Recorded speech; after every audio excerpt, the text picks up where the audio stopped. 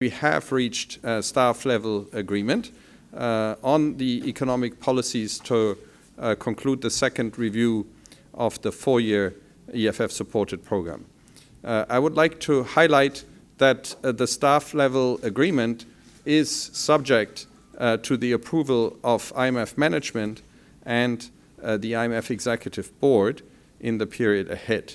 Upon completion of the Executive Board review, Sri Lanka would have access to about $330 million, bringing the total IMF financial support under the program, under the arrangement, to approximately $1 billion. The IMF mission also noted that it is critical to reach debt agreements with the creditors. Sri Lanka's agreements in principle with the Official Creditor Committee and Export-Import Bank of China on debt treatments consistent with program parameters were important milestones, putting Sri Lanka's debt on the path towards sustainability. The critical next steps are to finalize the agreements with the official creditors and reach agreements in principle with the main external private creditors in line with program parameters in a timely manner.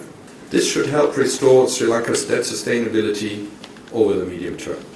We conduct these financing assurances that give us assurance that all the relevant stakeholders are doing what is needed to ensure that the program of Sri Lanka is financed. And so in the case of the multilateral institutions, that means we assure ourselves that the financing that they have indicated they would make available to Sri Lanka will be available in the period ahead. So we seek these assurances for the next 12 months and seek a degree of comfort for the period of the program beyond that. So it's a routine exercise, and we repeat this at each review.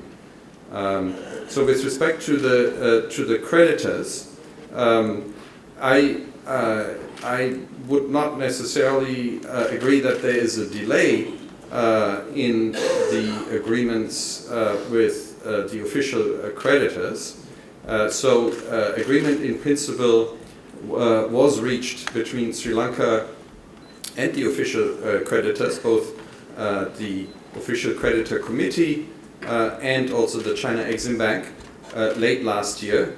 It is true that it is now important that these agreements in principle need to be converted into an actual agreement, or in the case of the OCC into a memorandum of understanding. But it is fairly common for that process to take some time, and so accordingly we have not received a question in that regard. But we would urge that this process move along expeditiously, because it seals what has been agreed and is therefore a very important part of restoring debt sustainability. The International Monetary Fund said that taxes are linked to the supply of essential services. We understand that Sri Lanka is in a significant crisis. Real incomes have declined substantially. In dollar terms, Sri Lanka lost about a sixth of its economic activity. GDP went down 15% in dollar terms in 2023 relative to 22. So certainly the people of Sri Lanka feel that hardship every day. So this tax burden, this population has experienced this tax burden before, and it is needed in order to fund the essential services that the government is providing. It is providing common goods for everybody, and if everybody wants to continue enjoying these common goods, then everybody has to make commensurate contributions. That the crisis has hit the poor and the vulnerable the most, and as a result, in the program, we also have a spending floor on social safety nets. That means that the government has to spend a minimum amount to protect the poor and the vulnerable from the economic crisis, and again to help them recover so they can find their feet again.